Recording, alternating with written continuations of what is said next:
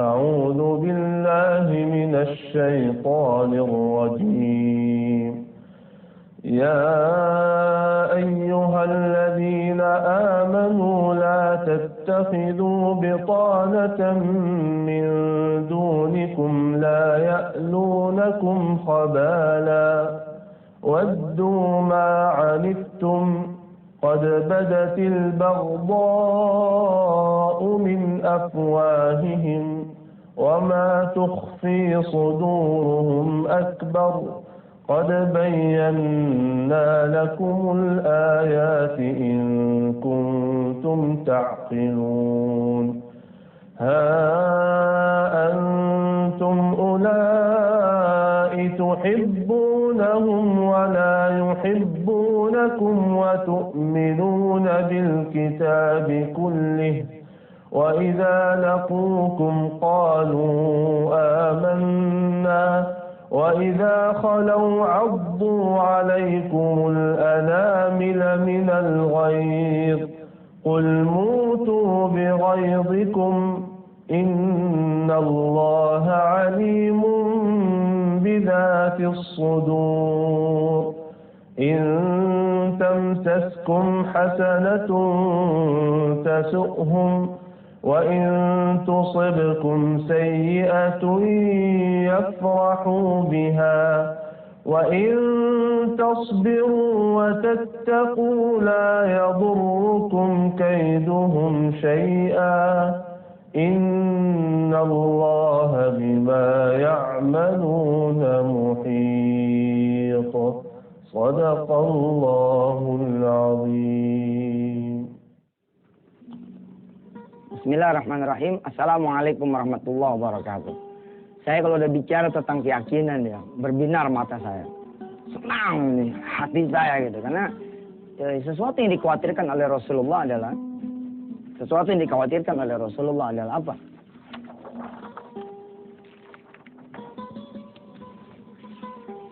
Dhaful iman.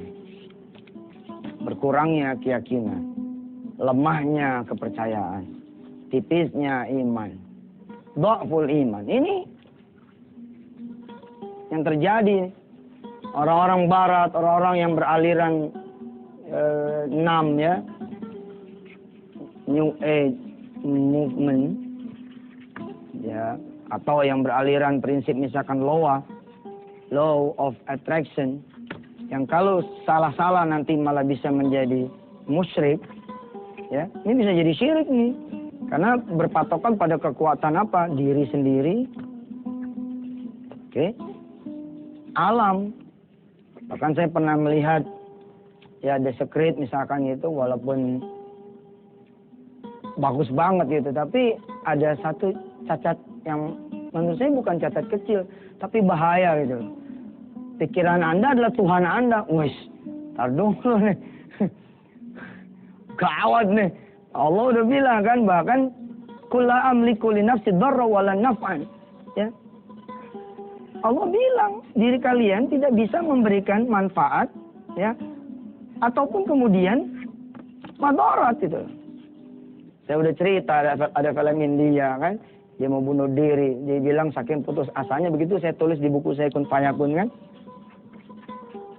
Saking putus asanya sama hidup, ya, dia bilang kalau ada malaikat, kalau ada kemudian jenazah lewat, ya, sedang dia berdiri di samping itu jenazah, ini jenazah nih lewat, di saking putus asa ini orang. Apa dia bilang? Seperti jenazah itu akan melompat dan lari meninggalkan saya.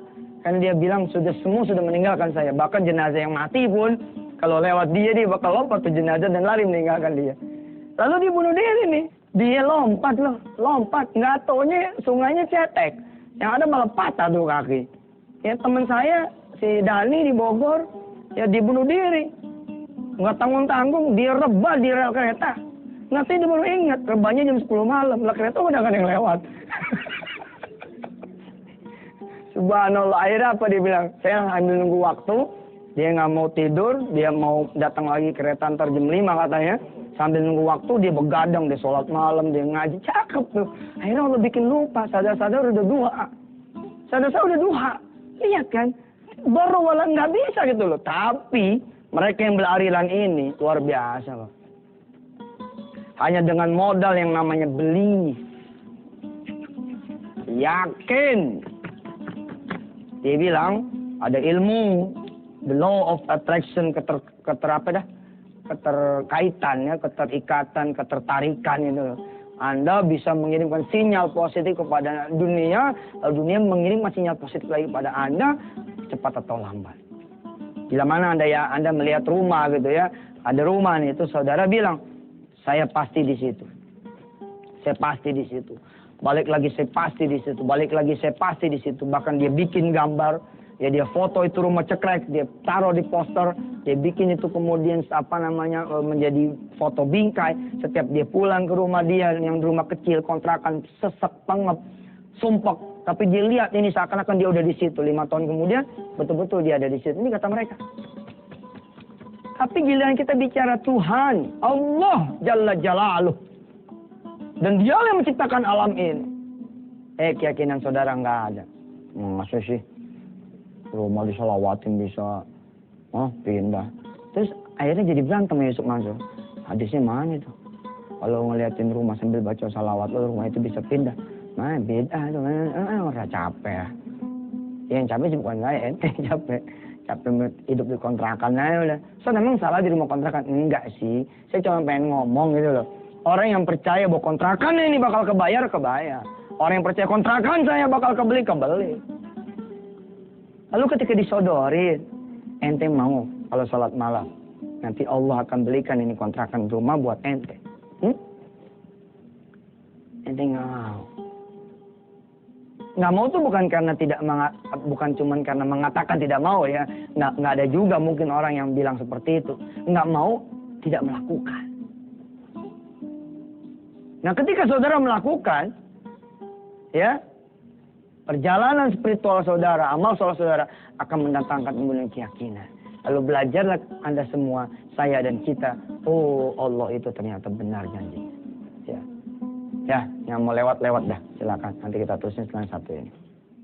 Tanggal 27 April 2 tahun yang lalu, saya menyuruh lewat layar kaca, ya, cobalah saudara bersedekah keuntungan hari ini. Cobalah saudara kemudian bersedekah omset bahkan hari ini. Alhamdulillah, kawan-kawan kemudian menyambut. Ada warung steak dengan grupnya, ada ayam bakar Mas Mono dengan grupnya. Subhanallah. Kemudian semua kaum muslimin muslimat pun menyambut, dan akhirnya tanggal 27 April dijadikan bersama-sama oleh kawan-kawan sebagai Hari Sedekah Nasional. Sambut gerakan sedekah nasional, mudah-mudahan kita bisa bersedekah lebih banyak lagi. Bukan hanya hari ini, tapi juga hari-hari selanjutnya.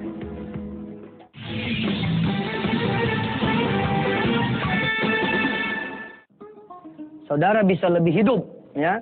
Darah saudara, saraf saudara, energi saudara bisa lebih bangun lagi kalau saudara punya keyakinan kepada Allah yang Maha Kuasa. Jangan tanggung-tanggung, jangan cuma menyandarkan keyakinan kepada diri sendiri, alam. Sebab kita kan diajarkan tidak cuma nyampe pada etapa punya rumah, pada etapa punya mobil. It's too small, terlalu kecil.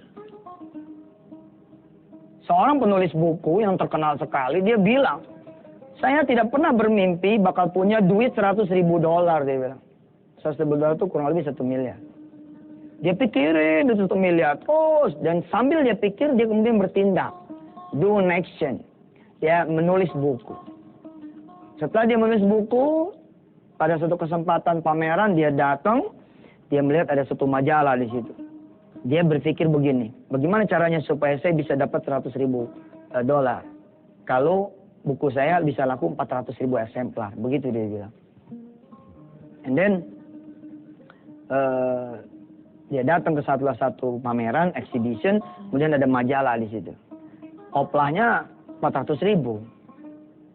Terus dia bilang di depan itu majalah, oh kalau saya bisa diwawancarai di majalah ini, buku saya pasti bisa laku 400.000. And then dia go home. Dia pulang. Apa yang terjadi saudara? Dia berbicara di hadapan akademisi satu kampus. And then kemudian setelah selesai dia ceramah, bercerita tentang bukunya, ada seorang wartawan datang kepada dia dan mengatakan, saya mau wawancara Anda. Lalu wartawan ini bilang, saya dari majalah ini, kagetlah dia. Oh ini kan majalah yang saya pengen mau masuk ini. Ini dia pelaku 6, pelaku loa. Saya nanti pengen ngomong sama Anda loh. Itu orang cuma ngomong di depan majalah, kejadian. Bagaimana ente ngomong di depan yang punya majalah? yakni Allah Subhanahu wa taala. Gila kan? Dia cuma ngomong depan majalah itu, kalau saya masuk majalah ini, dan kemudian dia mengambil kesimpulan yang sangat gegabah, walaupun dia terasa apa? Gara-gara saya kemudian berpikir positif, lalu saya dapat itu pengalaman-pengalaman positif. Saya berpikir tentang apa yang saya pikirkan, dan saya dapatkan apa yang saya pikirkan. Celaka menurut saya. Celaka itu. Apa orang Islam nggak boleh kayak begitu. Ujungnya tetap Allah. Ujungnya harus finally, harus dia. Harus dia. Ini kan jadi masalah buat kita. Kita yang Tuhannya Allah, kenapa derajatnya jadi lebih rendah daripada mereka yang Tuhannya pikiran dan alam? Paham? Paham nggak? Kok kita jadi lebih lemah? Jadi lebih kecil? Tidak percaya kepada Allah? Lebih baik daripada mereka yang harusnya, gitu. Lebih baik harusnya. Yang berpikiran positif, beraliran positif, dalam tanda petik doang. Man, as a beginning mungkin good lah. Tapi kalau sudah cuma tidak ditemani sama iman, sama keyakinan kepada Allah Subhanahu wa taala, menjadi sombong. Tapi kita lihat ya orang tersebut. Terus diwawancarai dimuat, and then kemudian laku 400.000 eksemplar, dan dia mendapatkan $100.000 yang dia yakini.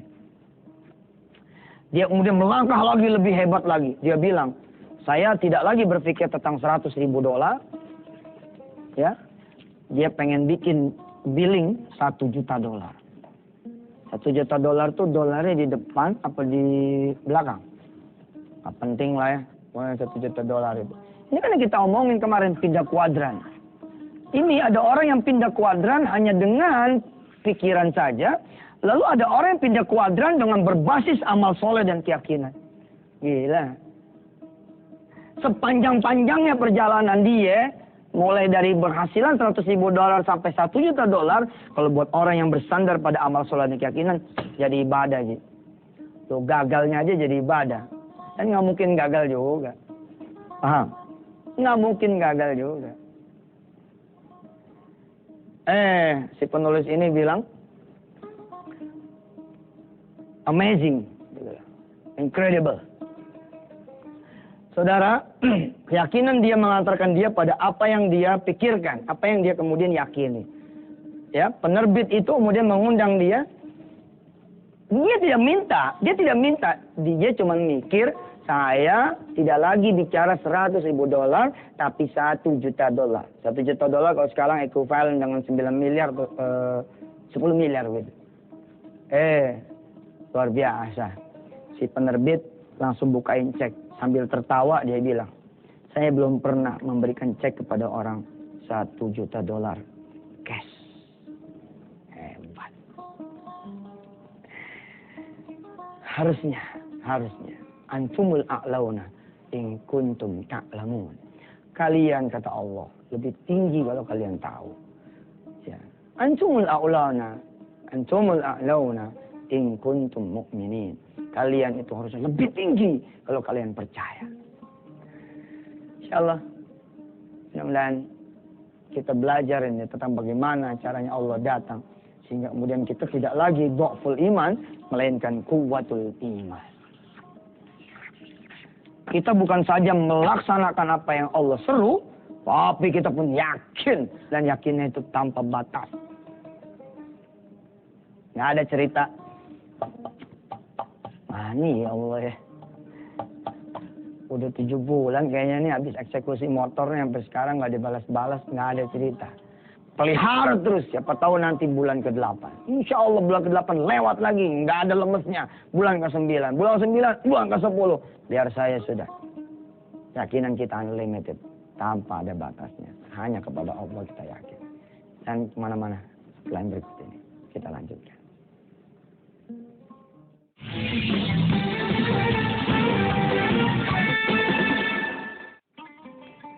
Saya termasuk pemimpi ya.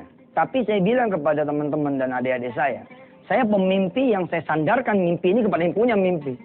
Apa impian saya? Impian saya bisa punya duit 10 triliun. Gila ya.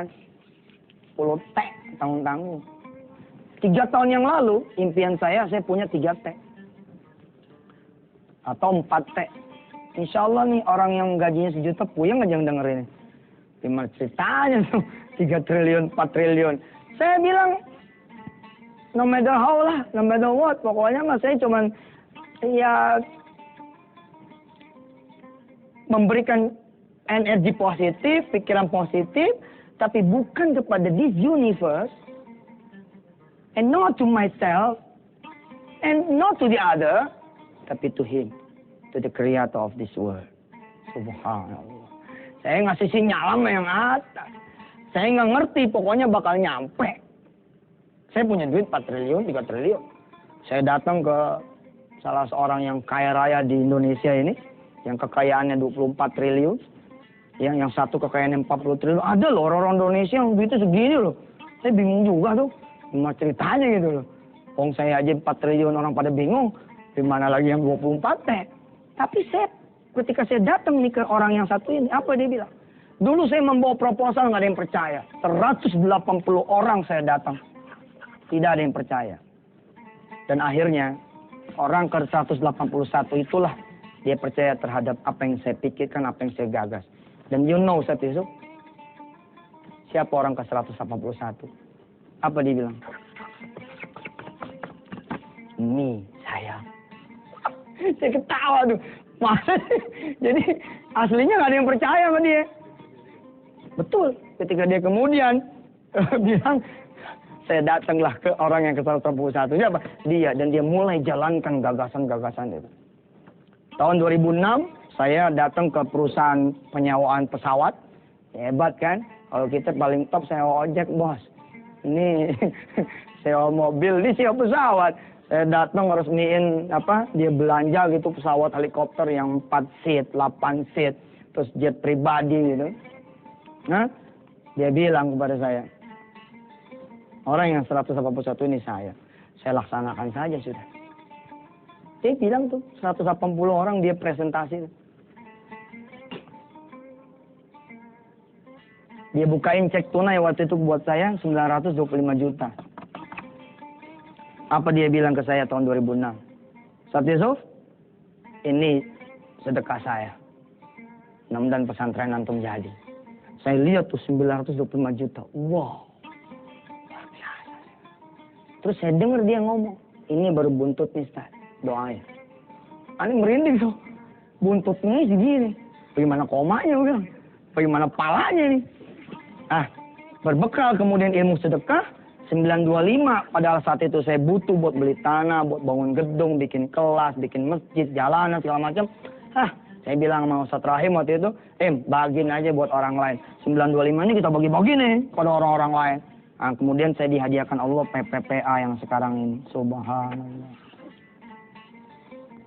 Saya datang nih kepada teman yang punya aset, duit, 24 T, yang satu 40 T.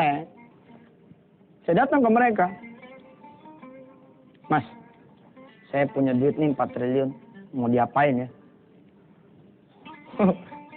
Alhamdulillah dia ketawa.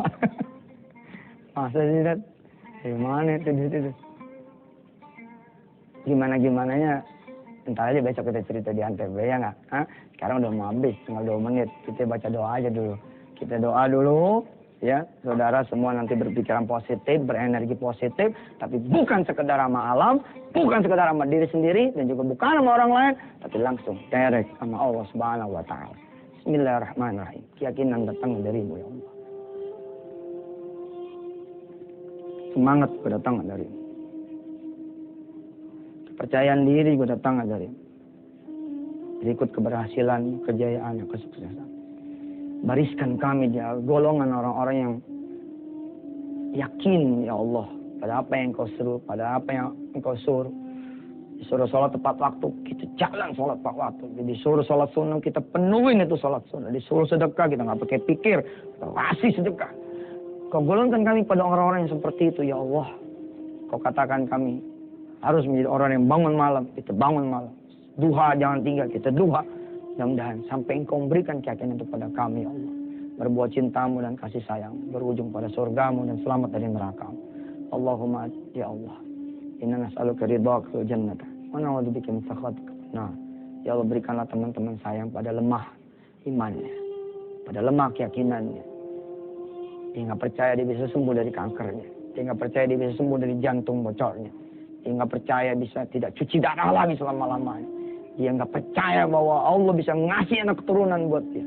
Bisa kasih jodoh yang baik, yang saleh atau salehah buat dia. Bisa Allah angkat derajat, kasih mereka kemudian keyakinan bahwa Engkau Maha Kuasa ya Rabb. Badi'us samawati wal ard. Idza qada amran fa innama yaqulu kun fayakun.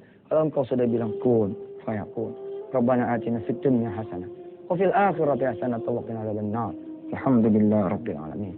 Terima kasih saudara. Besok kita terus ini tentang 24T, 40T dan 4T. Insya Allah. Assalamualaikum warahmatullahi wabarakatuh.